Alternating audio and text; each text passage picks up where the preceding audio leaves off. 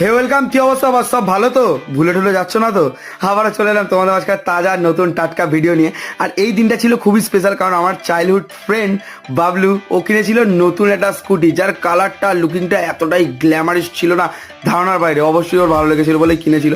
আর কাজ বাজ শেষ করে সন্ধ্যেবেলা একটা দোকানে চলে গেছিলাম। এই দোকানে আমি অফিস থেকে ফেরার পথে প্রায় সময় ঢুকি, তোমাদের কাছে ভিডিও তোলা মানে ভিডিও করে দেখানো হয় না বলে।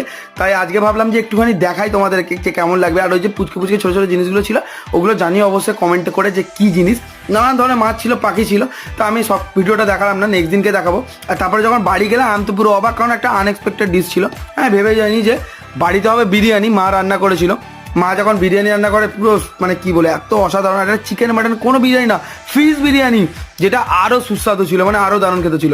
তো আমি এখন খেতে থাকি, তোমরা নজর দাওনি তো? Till then, tata bye bye, সবাই নিজের খেয়াল রেখো। দেখা হচ্ছে নতুন কোনো ভিডিওতে।